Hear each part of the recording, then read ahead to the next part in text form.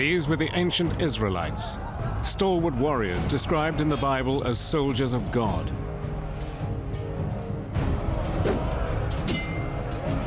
They were fierce, unwavering, and ruthless. Their leader was Joshua, a gifted military strategist. He was poised to take the Israelites into their promised land, the land of Canaan. To fulfill this mission, Joshua had to fight some of the most violent battles described in the Bible. Perhaps none is more famous than the Battle of Jericho. This is an intricate tale of espionage and psychological warfare that ended with the extermination of the entire population of a great city. But Jericho was only the first encounter in a long military campaign that aimed to conquer the land of Canaan. A campaign shot through with blood, cruelty, and slaughter.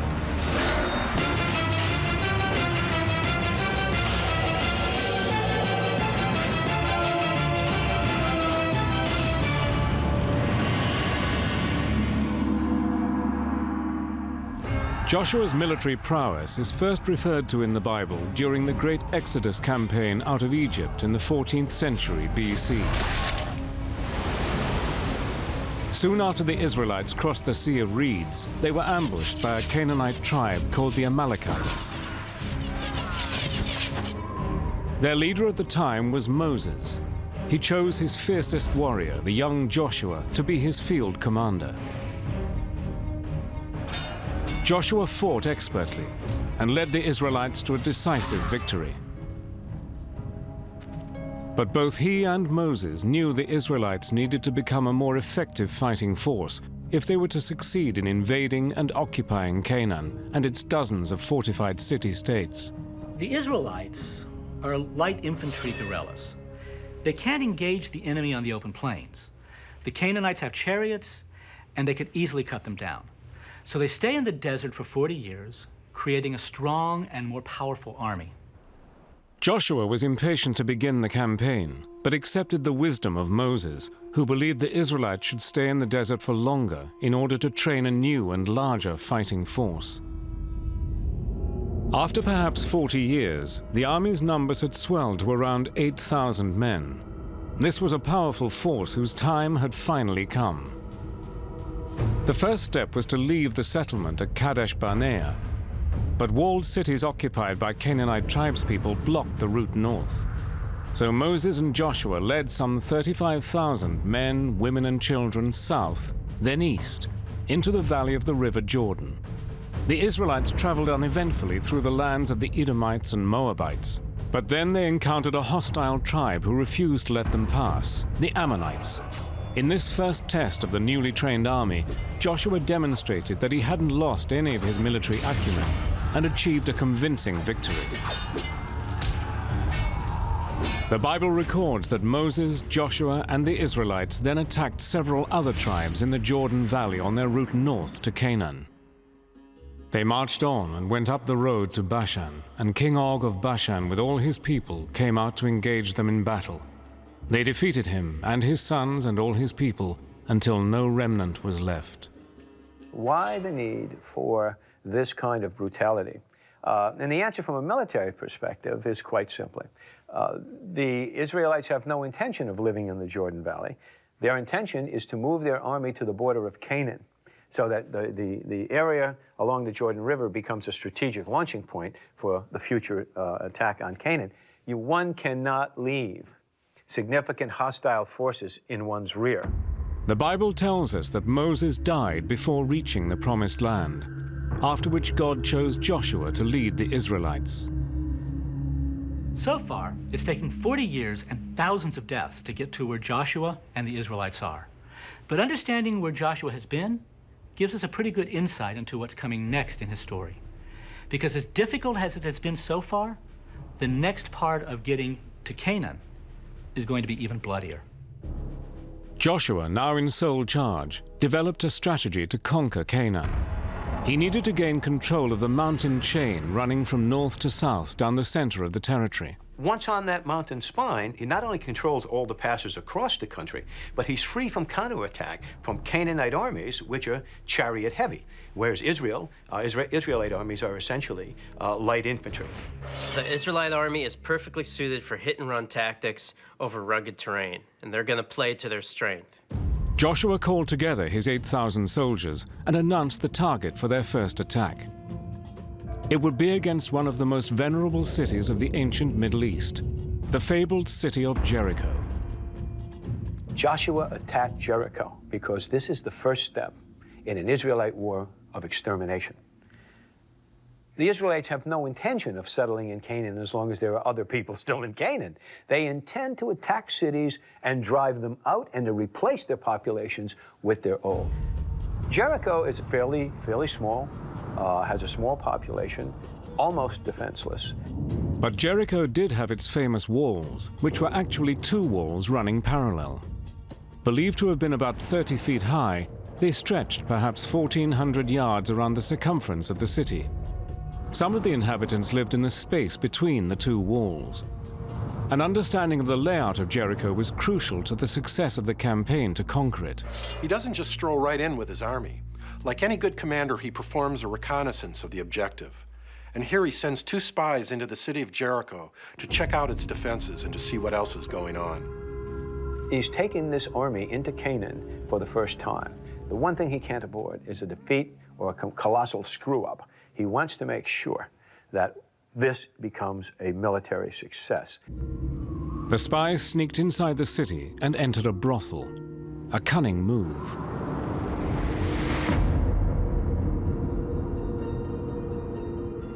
Choice of an inn or house of prostitution is absolutely brilliant. This is a small city.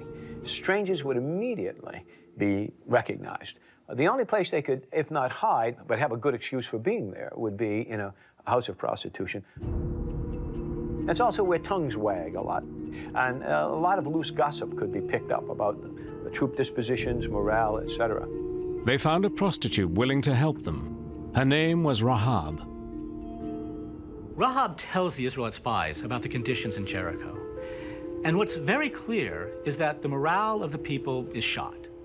The tales of great slaughter during the Jordanian campaign have reached their ears. So they're literally scared to death that they're going to be attacked. The Bible states that Rahab lived in the space between the two city walls. Now, this is important because, as we'll see, there are some who believe that the location of Rahab's house is the key to how the Battle of Jericho went down. It's now dark, and the Israelite spies are prepared to leave Jericho and to return to Joshua with their intelligence report. But their cover was soon blown.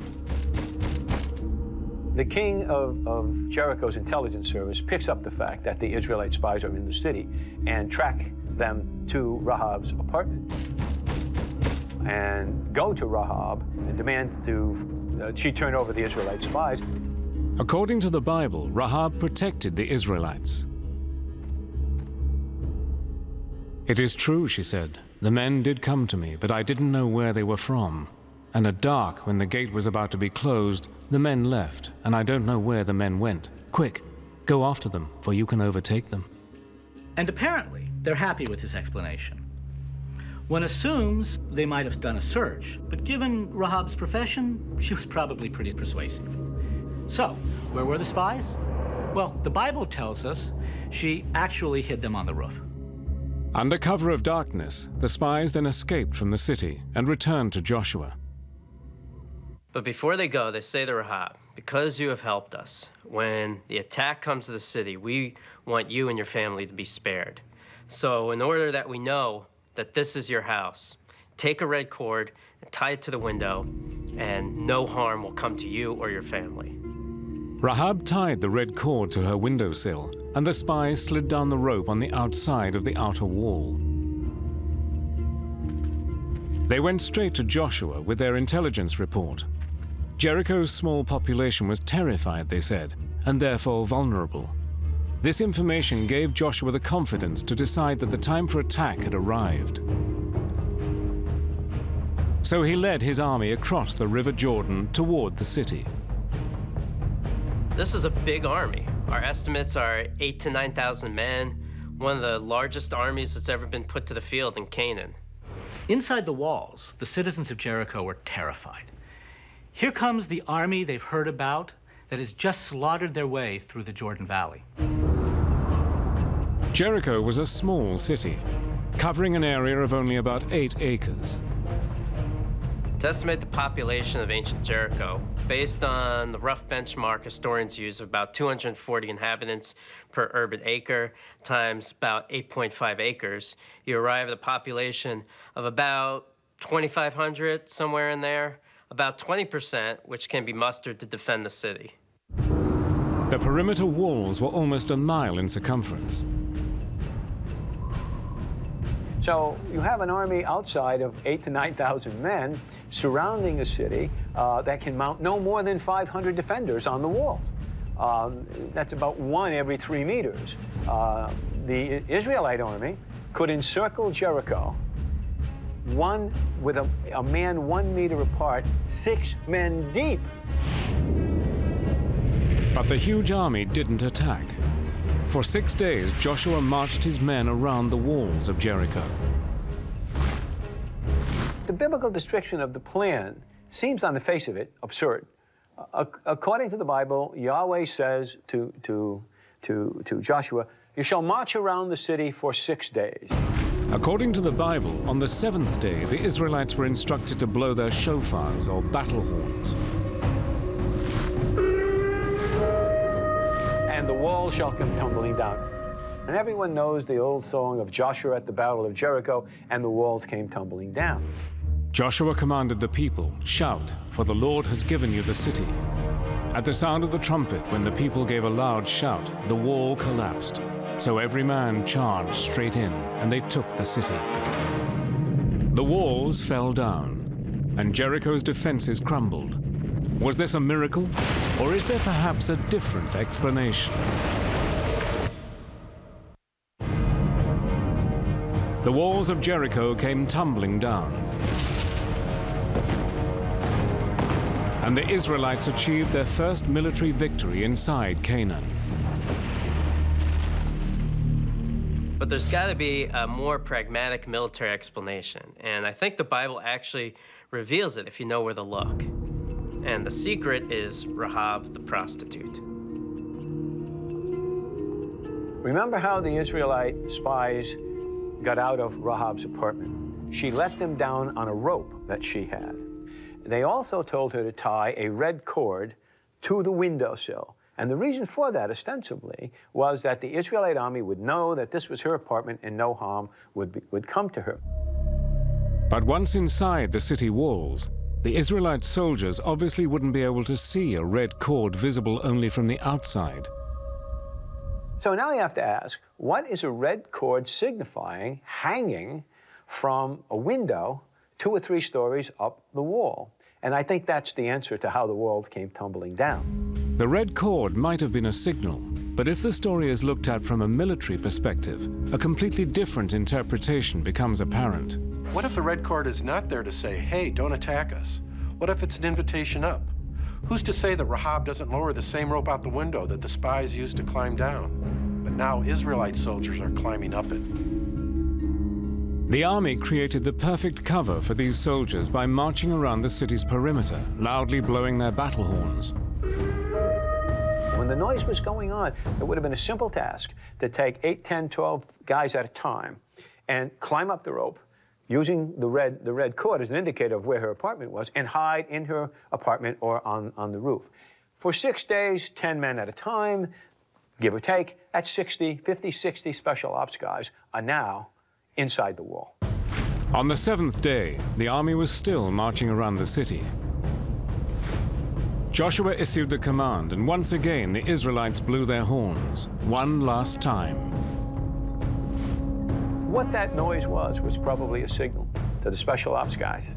And what they would have done is emerge from hiding quickly, and attacked the defenders from the inside, threw open the gate, and the walls came tumbling down. Given that there were so many men outside relative to the number of defenders, they could have easily cleared a section of the wall. This would have made it easy for Israelite soldiers to scale up over the top, and the walls, metaphorically speaking, would have come tumbling down. With the city firmly in Joshua's hands, what he does next has actually horrified people who read the Bible. He puts the entire city to the sword.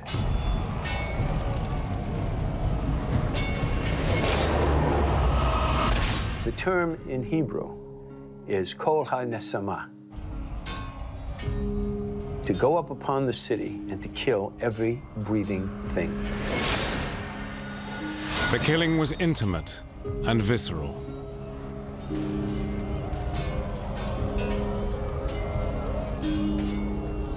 This is a war of extermination. Joshua is sending a message to the other kings of Canaan. This is your fate if you do not leave.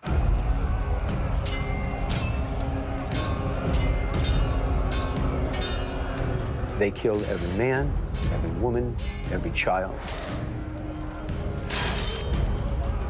every goat, every sheep, every jackass, literally every living thing. And then they burned the city. It's a horrible, horrible fate that he visited upon the poor people of Jericho. Joshua is a fine tactician and a fine strategist. But one suspects as well that he's also a God-intoxicated man. He's prepared to visit this horror on a completely innocent population in order to achieve not only military goals, but perhaps to achieve the promise of Yahweh, that you shall go upon the land of Canaan and take those cities that I have given you for your inheritance, or the price of the inheritance, in human terms anyway, is very high indeed. But the bloodletting had only just begun. Joshua's reason for destroying Jericho was primarily psychological. His next target would be strategic. The city of Bethel, about 10 miles north of present-day Jerusalem, was situated at a key pass through the mountains. From there, Joshua could begin to control the central mountain spine of Canaan. Bethel represents one of the few places on the spine where an invading force can grab a foothold. So they need that pass before Joshua can put the rest of his strategy in effect by being able to move onto the spine itself, move in both directions, and neutralize all the Canaanite city-states. Before Joshua's main army moved forward, he sent a small reconnaissance force ahead to Bethel. On the way, it came across a ruined city called Ai. Ai was a highly fortified town about 1,000 years earlier. But during Joshua's time, it's just a ruin. But the ruin plays an important role in the next phase of Joshua's conquest. Joshua's scouting party reported back that Bethel and Ai would be easy to storm. And they give him the advice not to send the whole army up to the ruin because there's not much point to it. Trusting the information as accurate, Joshua dispatched only a small force of about 600 men to Ai. He had no idea that the Bethelite army was hiding in the ruins. At Ai, Joshua makes one of the few rare mistakes. The function of a reconnaissance platoon is to report the situation on the ground, not to make operational suggestions. While the rest of the men remained outside, 50 soldiers entered the ruined city.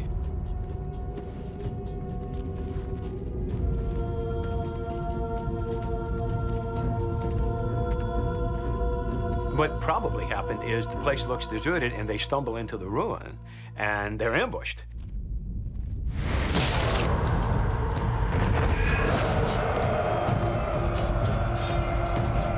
Most of the reconnaissance team was slaughtered. The remainder outside the ruins panicked and retreated in disarray. The disastrous ambush at Ai was Joshua's first military defeat. Now, it's interesting what Joshua does, or what's going through his mind at this time. He's concerned not so much about the small battlefield defeat, but he's concerned about the effect on the psychology of the Canaanites. He had destroyed the city of Jericho to send a psychological shockwave through the Canaanite city-states, and now his own forces have been defeated. So the Bible tells us he's concerned that he had lost that psychological advantage. And so in order to compensate, he quickly decides to move into the attack. The next morning, Joshua mobilized all his 8,000 men and marched them to Ai. Joshua's march on Ai takes most of the day, and they arrive at dusk. The army maneuvers into a position behind some hills to the east of the urban ruin. Between Joshua's army and Ai was a shallow valley shaped like a saddle. The commander pitched his camp so that it was out of view of the Bethelites. After surveying the ruined city himself, he understood how his men had been ambushed. The ruins of Ai made for a chaotic battleground, consisting of 14 acres of rubble enclosed by a collapsed wall. It was a jumble of debris and caved-in buildings, perfect territory for ambush. If you looked at the city of Fallujah after the Marine Division got through with it, it would look like that. So you can see the tactical advantage is that you can spread your troops, even a small number of troops, in that urban environment where they can take advantage of that rubble. It means your adversary cannot bring his numbers to bear as he can in the open field. He's got to funnel them down little corridors where they're subject to hand-to-hand combat. Joshua set a new battle plan in motion, one that reveals his brilliant mastery of tactics. He created a ruse that would draw the Bethelites into committing a catastrophic military blunder. He immediately sizes up the situation and understands that the army that is in Ai is probably most of the army from Bethel, but not all of it. And so if he decides to attack that ruin, he's going to leave his flank or even his rear open up to a possible relief column moving down the road from Bethel. Instead of attacking the Bethelites inside the ruins, Joshua positioned some of his troops on the plain in front, challenging the Bethelites to come out and fight in the open. But he only lines up about 1,000 of his men. One can imagine the Bethelite commander saying, "This whole Israelite threat has been overblown with the siege of Jericho. This is all they can muster? We can deal with this." But what the Bethelite commander didn't know was that Joshua had left several thousand soldiers out of sight behind the hill. He had also concealed another special operations force of a few thousand men on the far side of Bethel. Convinced that their 2,500-man army could easily defeat this small Israelite force they saw in front of them, the Bethelites moved most of their troops out of the ruins and onto the open plain, thus giving up the tactical advantage of the defense in the ruins where they would have had the advantage of ambush and hand-to-hand combat. The two armies clashed on the open plain.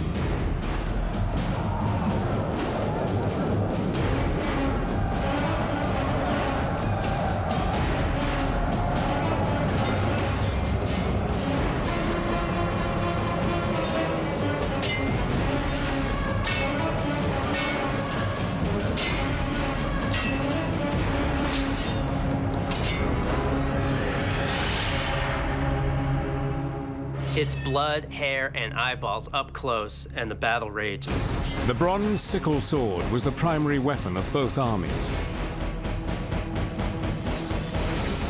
For increased strength, its foot-long blade and hilt was cast from a single piece of solid bronze.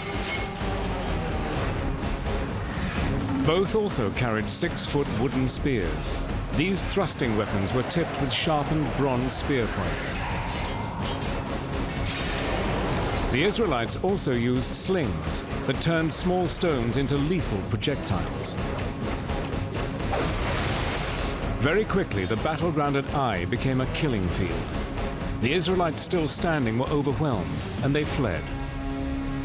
Now, at this point, the Bethelites, of course, break into a run and begin to pursue. But the real interesting fact is that the reserve units that the Bethelites had left behind in Ai also abandoned the ruin and began to join in the pursuit, figuring to catch up with the Israelites and make a great slaughter of it all and put this vague Israelite threat of invasion to rest once and for all.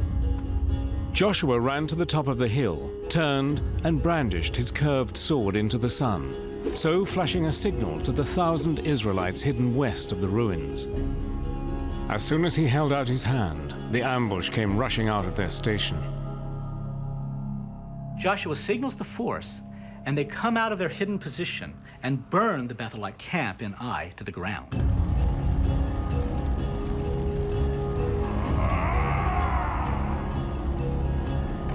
Now you have the Bethelites on the open plain look to their rear, and their camp is on fire. They now realize that they're caught from behind as well. And Joshua hadn't finished. He flashed another signal, this time to the main body of his army, the 5,000 men who had been waiting behind the ridge. One can only imagine the terror of Bethelite soldiers as suddenly an enormous host of 4,000 to 5,000 men who had been hidden to this time appears over the edge of the saddle and now begins with Joshua's forces, who turn around, join up, and begin to attack downhill. The hapless Bethelites were caught between two Israelite forces. Outnumbered 3 to 1, they were trapped and systematically butchered. At the Battle of Ai, the Israelite commander Joshua employed superior battlefield tactics to inflict a massive defeat on a Canaanite group called the Bethelites. What Joshua does at Ai is he bluffs. He doesn't show his full hand, and he gets his opponent to go all in. And then he takes him for all he's worth. We'll see throughout Joshua's life these indications of a brilliant tactician, of an individual, and strategist, of an individual who has a firm grasp of military reality. The Israelites were hardened warriors who enjoyed superiority in numbers and the charismatic leadership of Joshua, a brilliant commander. The result is an absolute slaughter. The Bethelites are quickly enveloped, and they're just massacred. Joshua orders the extermination of all of them. And again, you see what Joshua is doing. You know, it's a very cruel story, but he has a dual purpose here. One, again, he wants to regain that psychological edge by striking terror in the remaining Canaanite kings. Secondly, he cannot simply allow the Bethelite forces to remain behind his line of communication.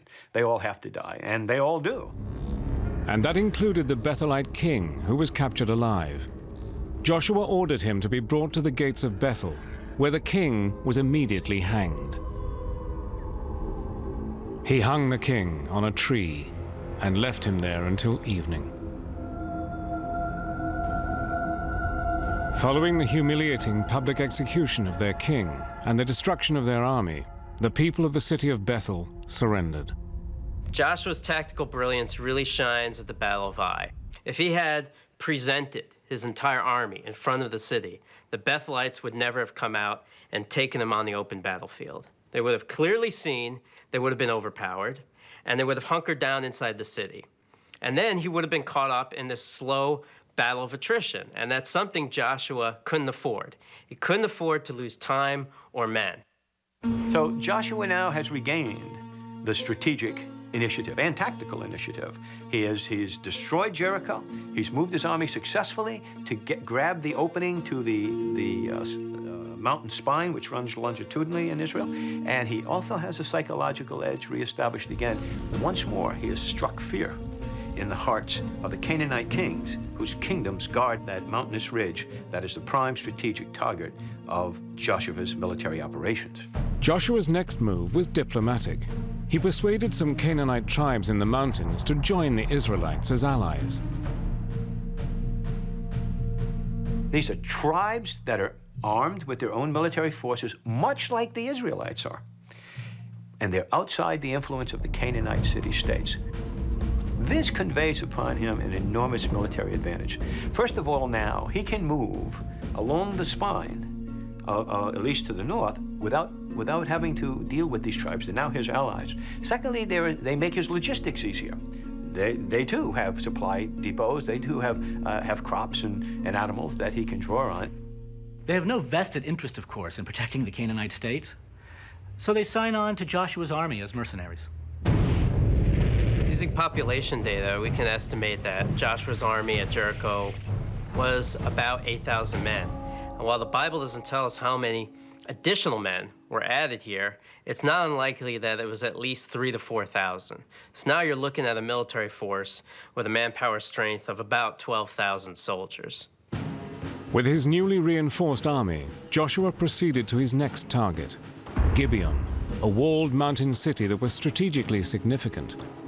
Gibeon controlled a key east-west mountain pass and a major north-south trade route.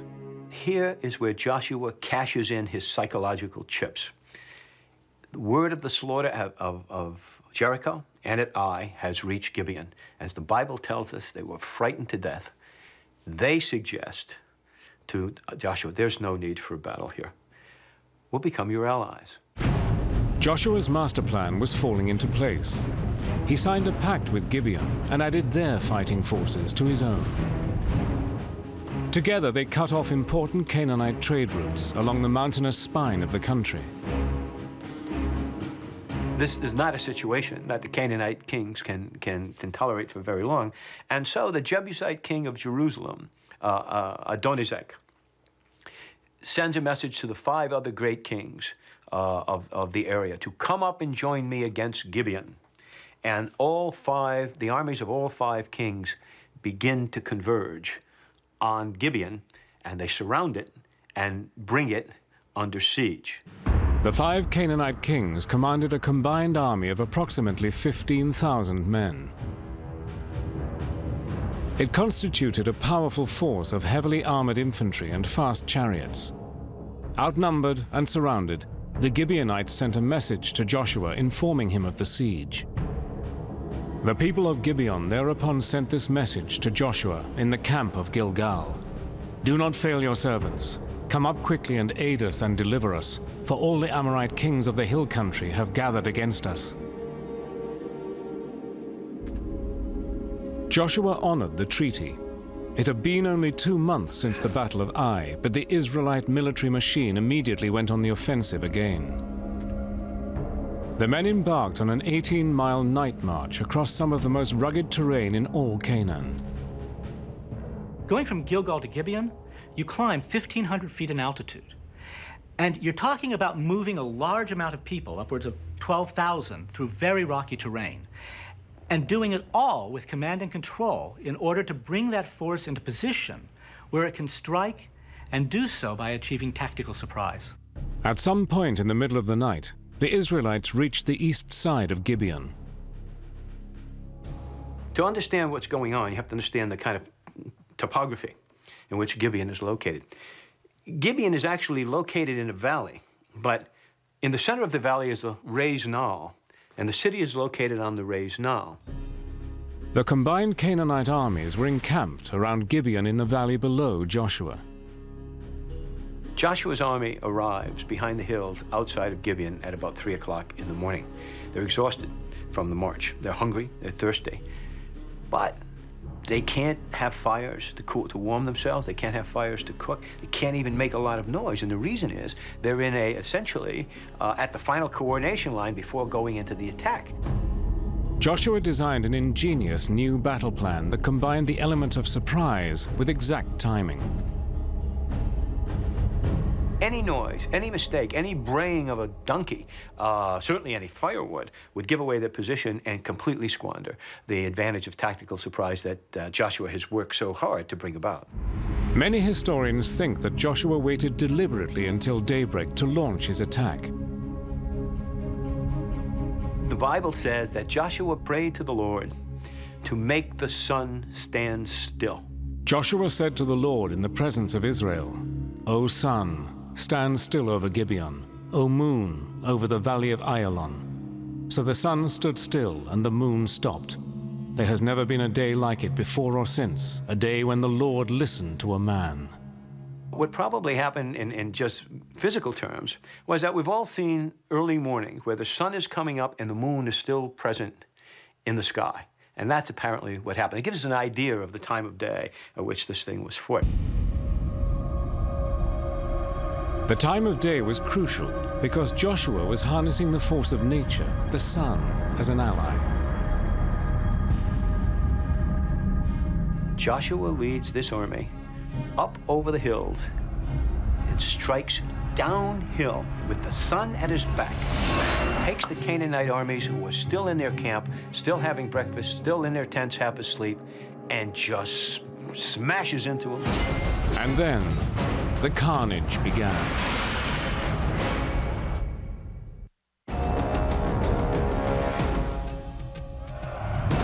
Sunrise, Joshua and the Israelite army attacked the Canaanite forces surrounding the town of Gibeon.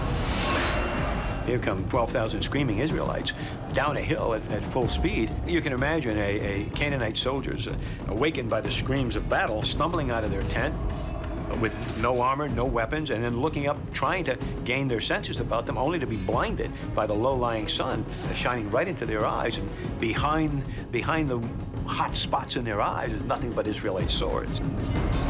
The Canaanites were half asleep, unarmed, and temporarily blinded by the low sun. Joshua had rendered his enemy utterly defenseless.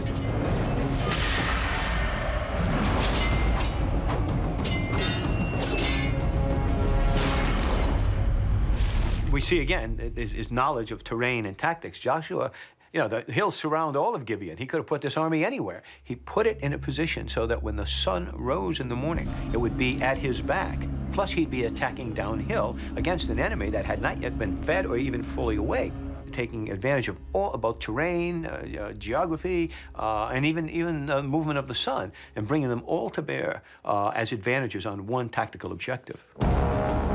What followed was wholesale slaughter. Those who weren't killed initially tried to run, but there was no escape. The Israelites hunted them down, determined to leave not one single survivor. What Joshua has in mind is nothing less than the extermination of some of the most powerful of the armies of some of the most powerful city-states in all Canaan. They're not going to live to fight another day. They keep chasing and pursuing the Canaanites who are fleeing in all directions until sunset. Then they rest that evening, get up at the crack of dawn again, and continue the pursuit.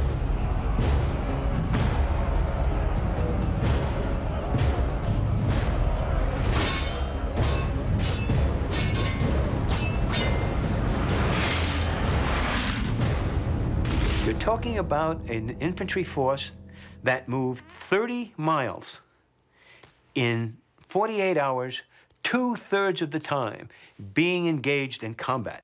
That's a magnificent military achievement for any military force, even a modern one.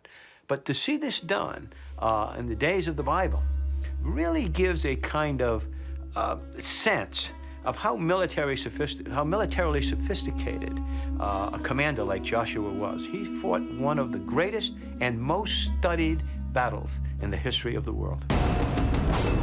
It was a crucial victory for the Israelites and a critical turning point in Joshua's campaign to invade Canaan. At this point, Joshua has achieved many of his strategic objectives. He's in control of the central mountain spine. He has either made agreements with or destroyed major Canaanite city-states on that spine. So for the most part, Joshua succeeded.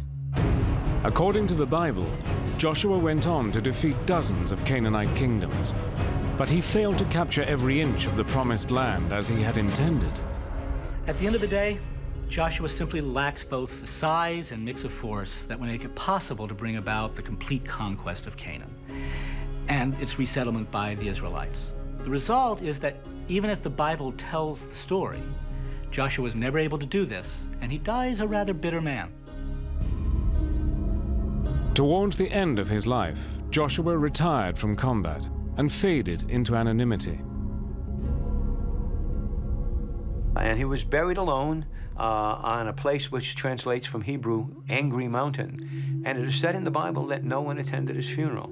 And it's one of an unfitting end for one of history's great commanders. Over 300 years later, Joshua's bloody conquest of the Promised Land was complete. It remains, particularly the story of the Battle of Jericho, one of the Bible's most popular tales.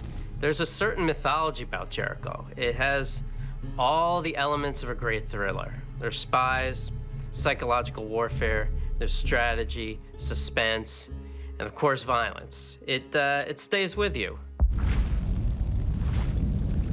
The story of Jericho has been burned into the human consciousness. When you think about the wholesale slaughter of civilian population, presumably with God's blessing, it raises some deep questions about what that says about the Bible. Joshua's military strategies of encirclement and techniques of psychological warfare echo through history. In April 1975, the army of communist North Vietnam, under the command of the famous general Nguyen Giap, was closing in from all sides on the South Vietnamese capital of Saigon. Ahead of the armed forces were a wave of rumors that were sapping the will of Saigon's people to fight. Like Joshua, Giap encircles Saigon with his troops. He basically ties a noose around the city and slowly tightens it. At the same time, Giap's reputation precedes him. The people of Saigon remember his Tet Offensive 7 years earlier, with mass executions of thousands of South Vietnamese civilians. Some say that the Viet Cong had operatives in Saigon in 1975 who helped to feed the rumor mill, building up the horrors that would befall the civilian population, like people getting their nails yanked out and other torture. Just awful stuff. Joshua is best known to history as the man who brought the Israelites home to the promised land of Canaan, a land that continues to be drenched in blood.